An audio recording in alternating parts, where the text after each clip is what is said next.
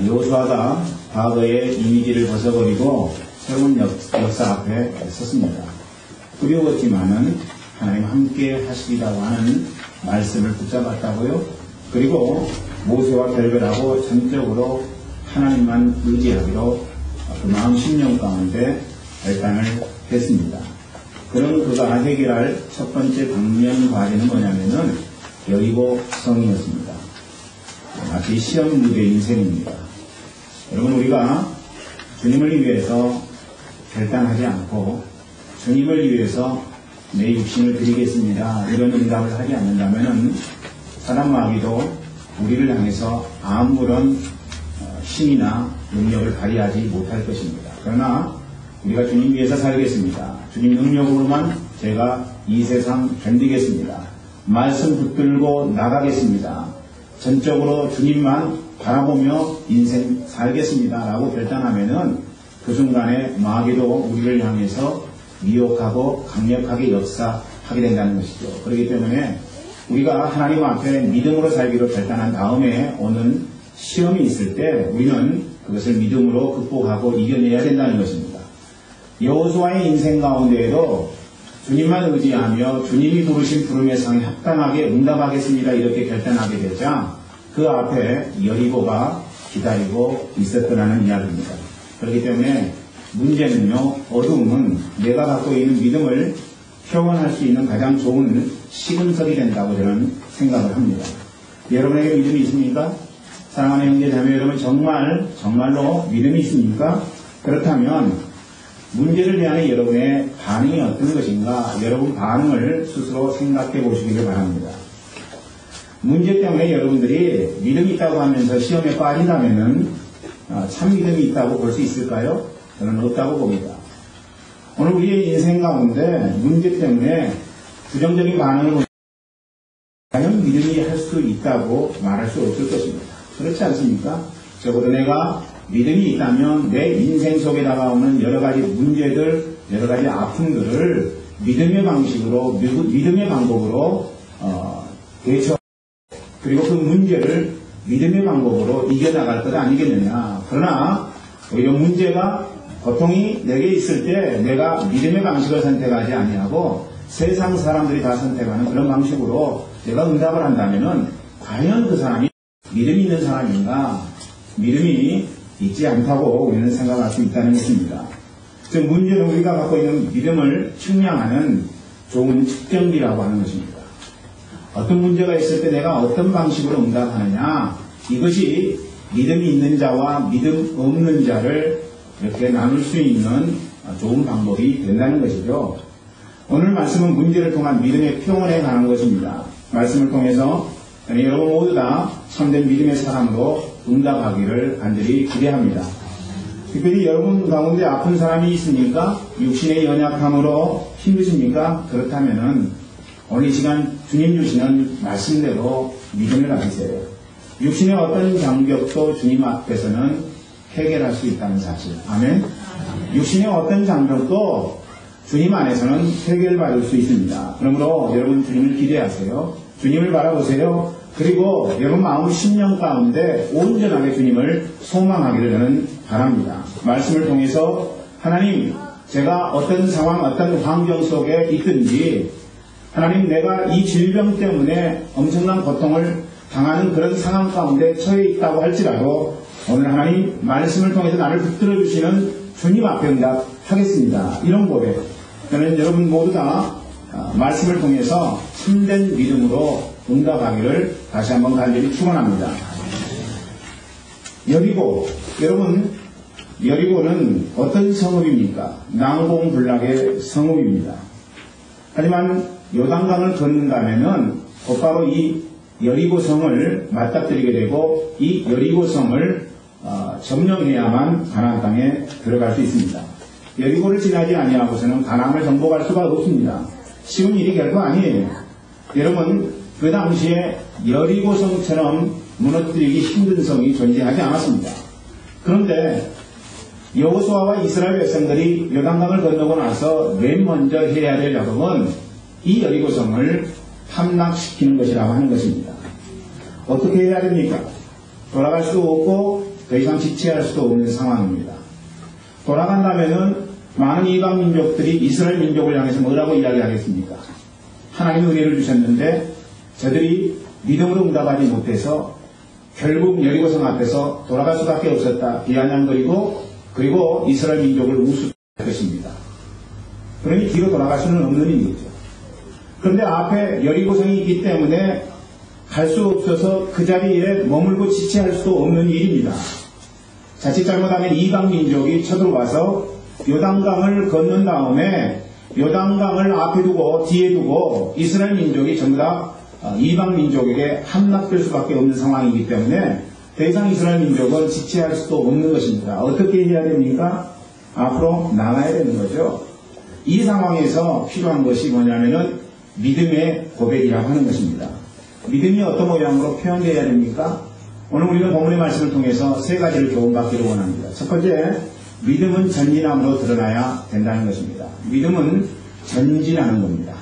그 자리에 머물러 있거나 뒤로 돌아가는 작업이 아니고 믿음은 주님과 함께 주님이 가시면 함께 전진하는 것이라고 하는 것이죠. 여러분, 여호수아는 하나님께 대한 믿음을 고백하고 나서 전진했습니다.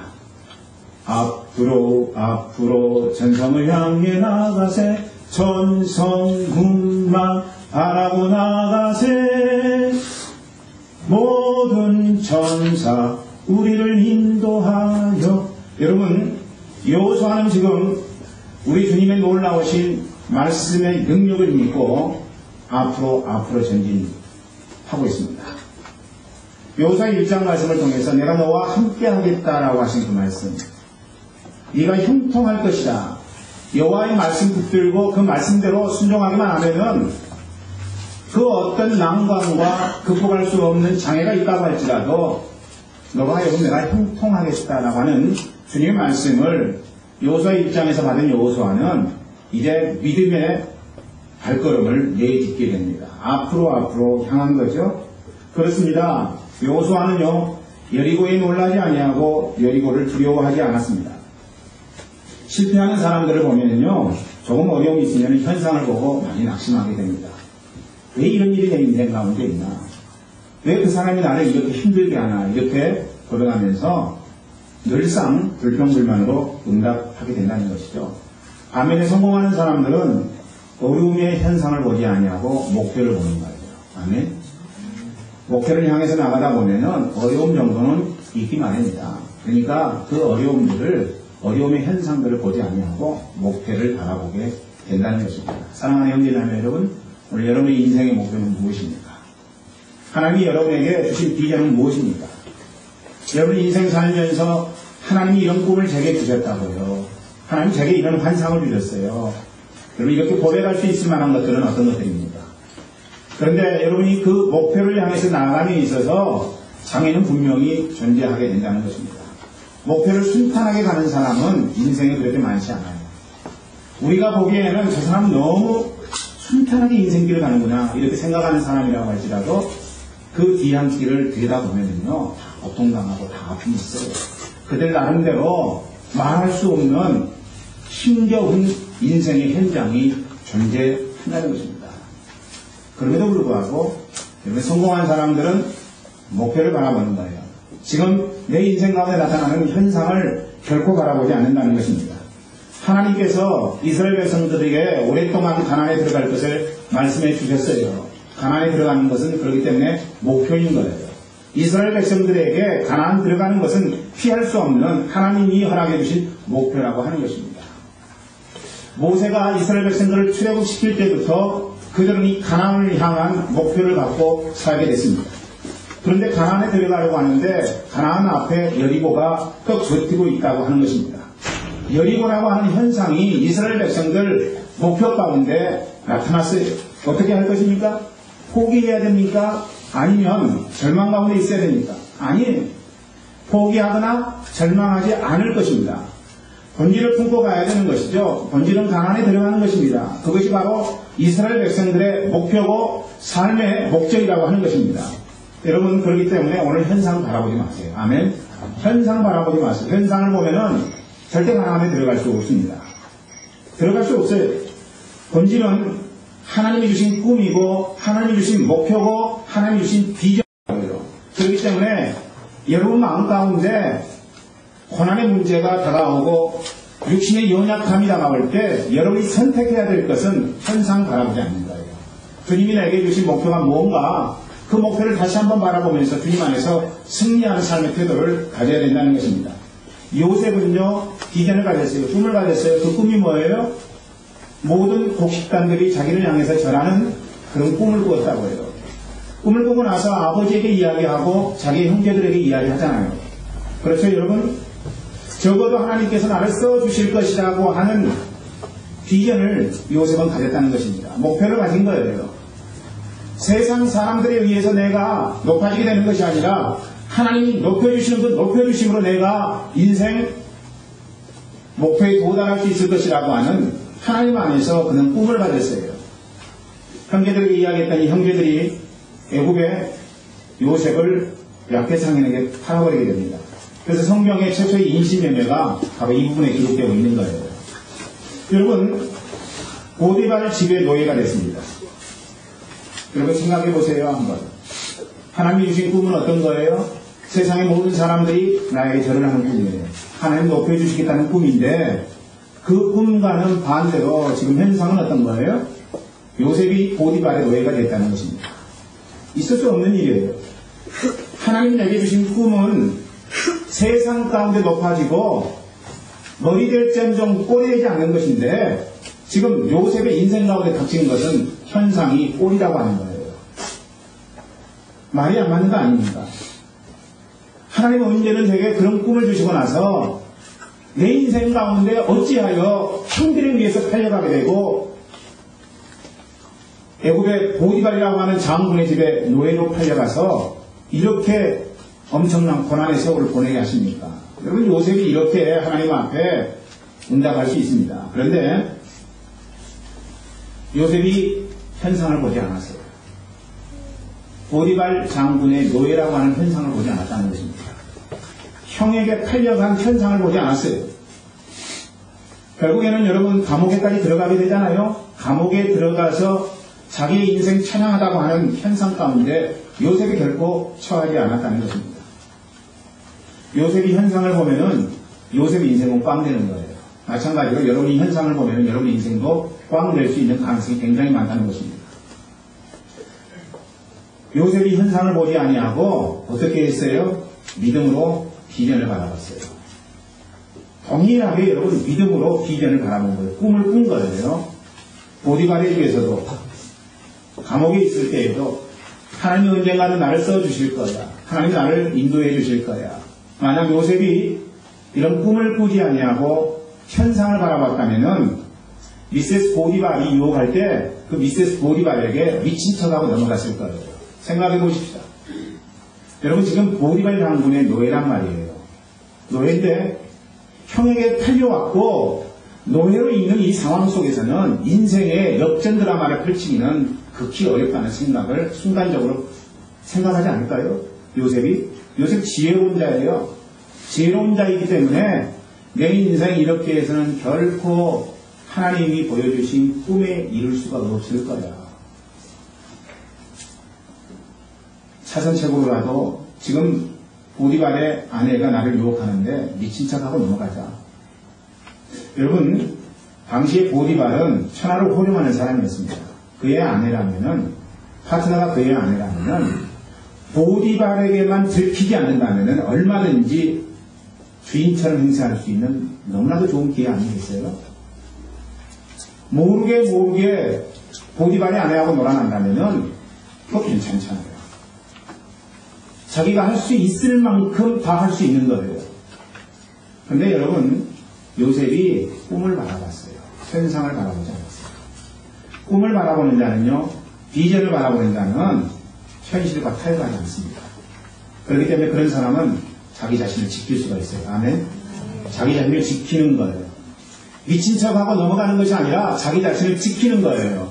어떤 상황 속에서도 내가 앞으로 이런 사람이 될 것인데 내가 이런 일을 하면 안 돼. 하나님이 기뻐하지 않아. 내 인생 하나님이 이런 데 쓰임받으라고 여기 애국까지 오게 하시지 않았어. 내가 하나님을 붙들어야지, 하나님을 바라봐야지, 하나님을 의뢰해야지.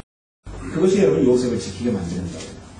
살아가지 않냐고, 하나님 앞에서 형편없는 삶을 살지 않냐고, 그럼에도 불구하고 자기의 삶을 정결하게 하나님 앞에 흔들림도 없이 지키는 그런 인생으로 살게 만든다는 것입니다.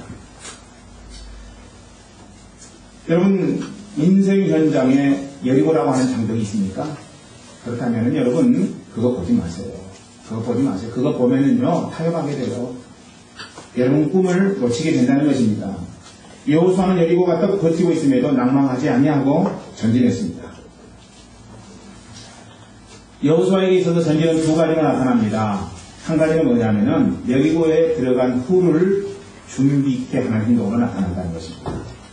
그러니까 아직 여리고를 점령하지 않았는데 여호수아는 어떻게 응답했어요? 결국에는 내가 여리고를 점령할 것이라고 하는 측면에서 바라본 거예요.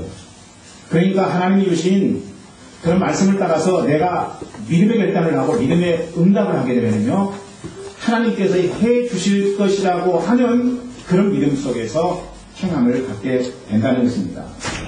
1장 11절 말씀 한번 읽어볼까요? 1장 11절 말씀입니다. 같이 한번 읽어보죠. 시작. 진중에 두고 다니며 백성에게 명하여 이를 양식을 예비하라. 3일 안에입니다. 이 요단을 건너 너희 하나님 여호와께서 너희에게 주사 얻게 하신 땅을 얻기 위하여 들어갈 것입니다. 3일 안에 여리고 땅에 들어간다. 점령한다. 이게 바로 여러분 여호수아의 신앙 고백이었습니다. 하나님이 약속하셨기 때문에 들어간다는 것이죠. 3일 후에 들어간다는 것입니다. 그렇기 때문에 여리고 땅에 들어가면은 먹을 양식을 준비하라고 하는 것이 지금 여호수아의 삶의 응답이었던 거죠. 못 들어갈 땅이 아니라 그 땅에 들어가서 누릴 땅으로 여호수아는 생각했던 것입니다. 이에 따른 그의 고백은 뭐예요? 하나님께서 얻게 하실 땅이라고 하는 인식입니다. 여러분, 우리 하나님이 약속하신 것이라면은 우리는 가야 되는 거예요. 아멘. 믿고 가야 됩니다. 그게 믿음이거든요. 안 보이는데 보는 거예요. 아멘. 주님이 주시는 환상을 보는 것입니다. 들리지 않는데 귀를 열고 듣는 것입니다. 만질 수 없는 것을 만지는 거예요. 만질 수 있는 건 만지는 거. 여러분 그건 누군들 못하겠습니까? 그건 믿음 아니에요. 전혀 만질 수 있는 만짐의 대상이 전혀 없어요. 내 인생 가운데 지금. 그런데 하나님의 말씀을 확신을 하고 분명히 하나님께서 만지게 해주실 것이라고 하는 믿음을 통해서 만지는 것입니다. 하나님이 여러분의 연약한 부분을 치유하시고 만지실 것이라고 확신한다면 그 다음에 여러분의 행동은 다른 것 아니에요. 나은 사람처럼 믿음으로 주님 앞에 응답하는 거예요. 베드로와 요한이 내가 내게 줄 것이 아무것도 없지만 나사렛 예수의 이름으로 명하노니 일어나 걸으라 라고 이렇게 선포했을 때 안진뱅이가 아니 그런 표적이 어디 있어? 이렇게 이야기할 수 있다는 거죠. 근데 그렇게 하지 않았어요. 어떻게 했어요? 일어나 걸으라 라고 당길 때 그가 일어났다는 것입니다. 여러분 우리의 삶의 작업이 이런 작업이 돼야 되는 거예요. 하나님이 우리에게 말씀으로 약속하시고 그리고 그 말씀이 선포되어지면은 그 말씀을 따라서 여러분 믿음의 행동을 하는 거예요. 어떤 사람은 응답받고 어떤 사람은 응답받지 못하고 어떤 사람은 치유받고 어떤 사람은 치유받지 못하고 그 무엇에 따른 것입니까? 믿음에 따른 것이 아닙니다. 어떤 사람은 믿음으로 주님 앞에 응답했더니 주님의 응답과 주님의 권능을 경험했다는 거죠.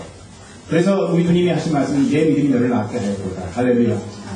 여러분 우리가 주님 앞에 어떤 방식으로 응답하느냐에 따라서 우리의 믿음의 수준이 결정되는 것이라는 이야기죠. 그렇기 때문에 오늘 이 자리에 앉아있는 여러분 모두 다 주님 앞에 믿음의 응답을 하시고 하나님이 선포하신 것은 이미 이루어졌음을 고백하시는 주의 복된 자녀가 되기를 주의 이름으로 축원합니다. 한 걸음 더 나아가 주님이 해주실 것으로 믿고 믿음의 발걸음을 떼었다고요. 지금 여호수아는 그런 확신이 있습니다. 이미 땅을 차지한 것처럼 그런 행동하고 있어요. 혹 여러분에게 있어 여리고는 질병일 수 있습니다. 이 질병에 여러분 사로잡히지 마세요. 낳고 난 이후에 하나님께서 주실 은총을 기대하시라는 거예요. 그래서 우리의 몸도 마음도 우리의 생각도 나은 사람처럼 움직이고 행동하라는 것입니다. 저는 우리 교회 모든 분들이 믿음의 발걸음을 내디딜 때 하나님께서 이미 주신 것처럼 응답하는 귀하고 복된 심령이 되기를 주의 이름으로 축원합니다. 여러분, 전진하는 믿음의 행동 또 다른 측면은요, 여리고성에 정탐꾼을 보내는 것입니다. 과거 가데스바네아에서 가나안 땅을 정탐꾼 12명을 보냈어요. 여러분, 그런데 지금 보내는 2명의 정탐꾼은 과거에 12명 보낸 정탐꾼하고는 상황이 전혀 다른 것입니다. 그때는 어떤 정탐꾼을 보낸 겁니까?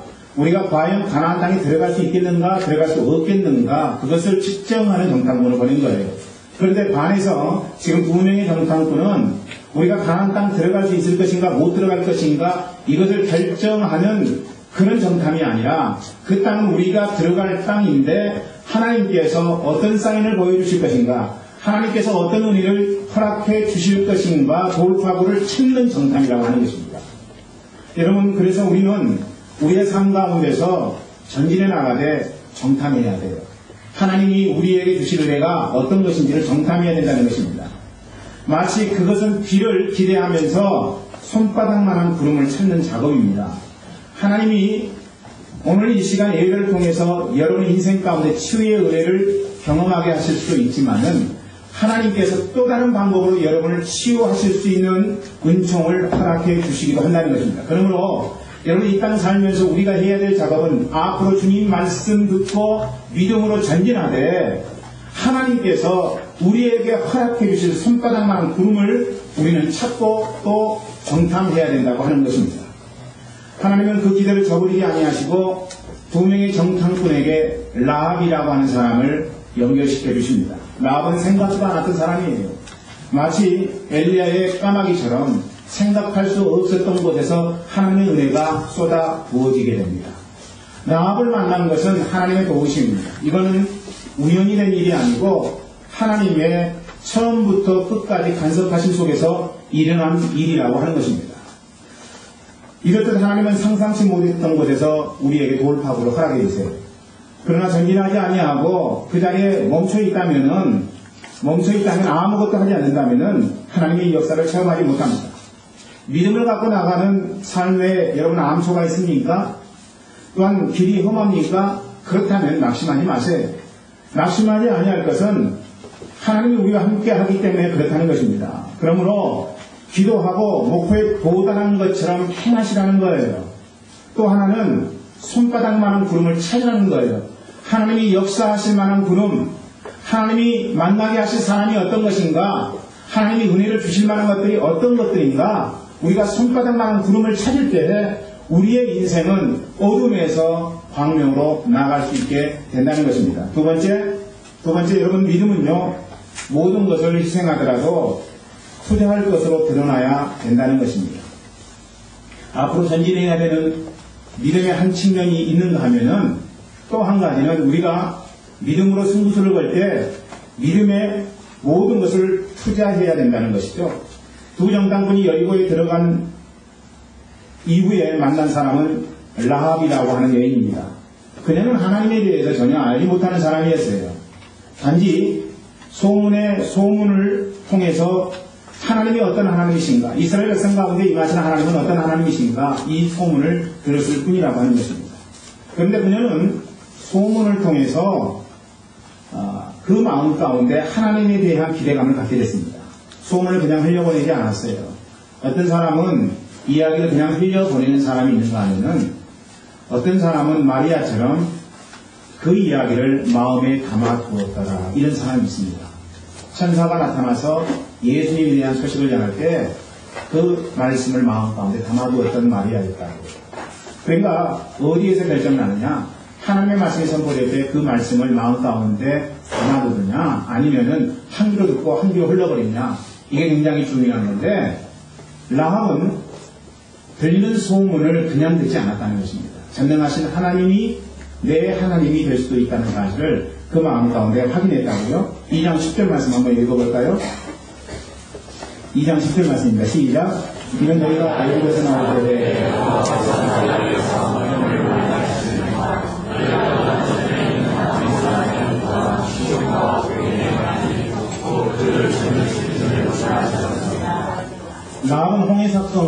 아하스가 요단강 저편에서 두 왕을 죽이고 전멸한 일을 들었습니다. 그 일을 들으면서 그녀는 하나님을 믿어야 되겠다는 마음을 가졌던 거예요. 그런 하나님이라, 그런 이스라엘의 하나님이라면 그 하나님이 내 하나님이다. 할렐루야. 여러분, 과거에 역사하셨던 하나님, 믿음의 사람들에게 역사하셨던 하나님이 오늘 내 하나님이 된다는 사실을 우리가 믿는 사람 아닙니까?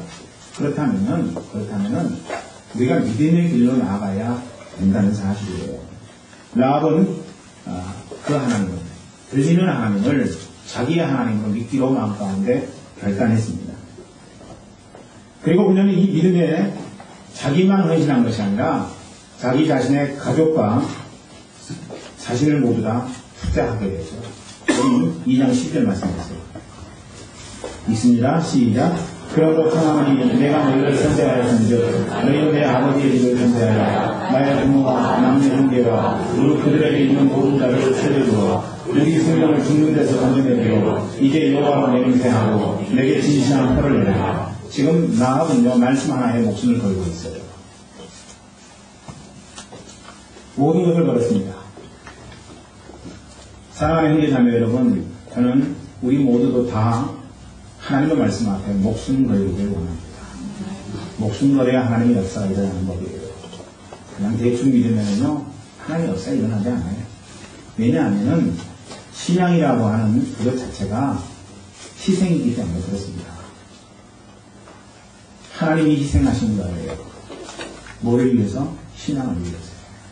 예수님이 희생하신 거예요. 신앙을 위해서. 믿음의 선배들이 희생한 거예요. 뭘 위해서요? 신앙을 위해서. 오늘 우리도 하나님 말씀 앞에 모든 것을 걸고 희생해야 된다는 거죠. 다 걸어야 돼요. 여러분, 올인해야 됩니다. 대충 취미생활로 나의 선택으로 신앙생활하면 하나님의 주변이 안 나타나요. 이상한 법입니다. 나의 모든 것을 다 투자해서 주님 앞에 응답을 하면은 그때부터 주님이 일하기 시작하더라는 거예요. 여러분, 다른 주소 광고하지 마세요. 안 됩니다. 머리 굴리지 마세요. 머리 굴리면 좋으면 돼요.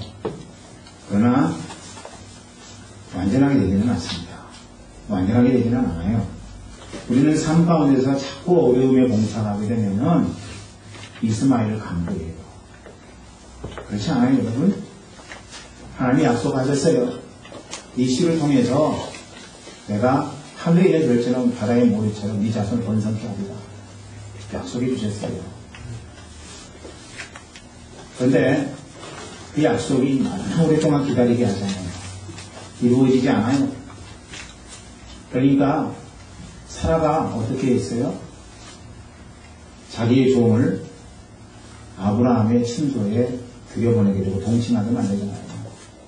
쉬운 방법이에요. 지금까지 기다렸는데 안 됐잖아. 힘들게 했는데 된 게 아무것도 없잖아. 여러분, 그러니까 이스마엘을 만들고자 하는 유혹이 우리의 삶 가운데 종종 있다는 것입니다. 아브라함의 자손이 됐지 꼭 이삭이어야 되느냐? 아니라는 거죠. 저는 여러분 그렇게 살지 않기를 바랍니다. 하나님이 약속하셨으면 이삭이어야 돼요. 아멘. 하나님이 여러분에게 허락하신 꿈이요 목표라면은 그것이 돼야 돼요. 다른 건 안 돼요. 안 되니까 이스마엘 추구하지 마세요. 이스마엘 추구하면 영원히 고통입니다. 하나님 주신 이삭을 추구하는 타협하지 않는 믿음으로 여러분 응답하셔야 돼요. 우리가 배수진을 치고 주님을 바라볼 때 역시 주님은 응답해 주십니다. 해결할 일이 많으면은 주님의 허락하시는 역사는 그만큼 적게 되어 있다는 것입니다. 여러분 아픕니다. 아픈 것을 낫게 하시는 하나님을 의뢰하세요. 전적으로 주님이 나를 치유하신다는 사실을 믿음으로 고백하시라는 것입니다. 여러분 모든 말씀에 순종함에 모든 것 거르셔서 하나님이 여러분의 인생 속에 역사하시고 응답해 주는 은총이 있길 주 이름으로 축원합니다. 마지막 세 번째입니다. 믿음을 희생할 때 축복과 영광으로 드러나야 된다는 것입니다. 지금은 아닐 수 있어요. 지금은 아닐 수 있습니다. 그러나 결국에는 구원의 역사가 나타납니다. 약속대로 라합의 가족은 생명을 구할 수 있었습니다. 뿐만 아닙니다. 마태복음 1장부터 4절, 6절 보면은요, 족보가 나오는데 그 족보에 놀라운 이 복음이 기록이 되어 있습니다. 우리 같이 읽어보죠. 시작. 남은 아미나답을 낳고, 아미나답은 나손을 낳고, 나손은 살몬을 낳고, 살몬은 라합에게서 보아스를 낳고, 보아스는 루색에서 오벳을 낳고, 오벳은 이세를 낳고, 이세는 다윗 왕을 낳는다. 다윗은 우리아의 아내에게서 솔로몬을 낳고, 라합의 남편은요, 살몬으로서 그는 나손의 아들입니다. 나손은 어떤 사람입니까? 당시에 유대 지파의 대표였습니다. 유대 지파의 대표. 즉, 기생 라합은요, 유다 지파의 며느리가 된 것입니다. 놀라운 일 아니에요? 유다 지파의 대표의 며느리가 됐다는 것입니다. 뿐만 아니라, 라합에게서 룻의 남편 보아스가 나게 됩니다. 룻기 보면은 보아스가 일부러 이삭을 죽지 말고 그냥 가라 종에게 이야기하잖아요. 그래서 이제 밭에서 눈이 맞아서 결국 결혼에 꼴이 나잖아요. 근데 그 보아스의 어머니가 누구냐면은 라합이라고 하는 거죠. 놀라운 일 아닙니까? 여러분 놀라시지 않는군요. 놀라운 일이라고 이야기하는 거죠. 그러므로 라합은 다윗의 보조 할머니가 되는 것 같아요. 여러분 놀랄 일이죠? 예. 희생이었는데 그 자손 중에서 왕이 나타나는 거예요. 그것도 이스라엘 백성들이 가장 존경하는 다윗 왕이 났다고 하는 사실입니다. 그리고 그 족보에서 결국 메시아가 이 땅에 오게 되었다는 것입니다. 희생이면 몸 파는 여자 아니에요? 몸 파는 여자가 어떻게 왕족이 될 수가 있냐는 거죠. 어떻게 메시아의 족보에 이 라합이 들어갈 수 있느냐는 거죠. 여러분 이방인 아니에요? 이방인? 이방인인데 지금 메시아의 족보에 들어가 있다는 것입니다. 그건 복음입니다. 여러분 희생이라서 이방인이라도 믿는 그것에 모든 것을 희생하면 이런 역사가 있게 된다는 거예요. 할렐루야. 여러분 이게 복음이에요. 이게 복음. 투자할 때는 아깝습니다. 금전 생각나서 여러분이 신앙생활하면서 실적 그 많은 돈을 어떻게 드려? 여러분 그런 마음 갖지 않습니까?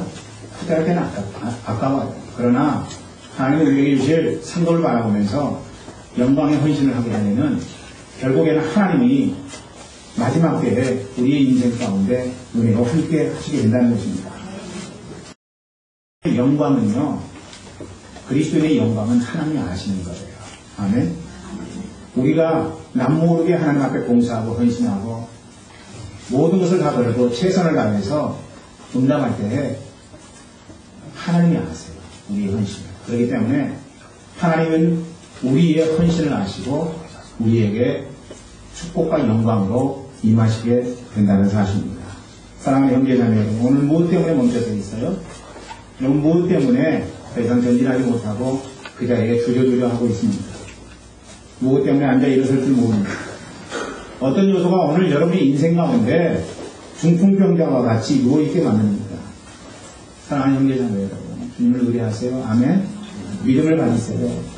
다시 한번 여러분에게 말씀드리지만은 주님을 향한 믿음을 가지시다는 것입니다.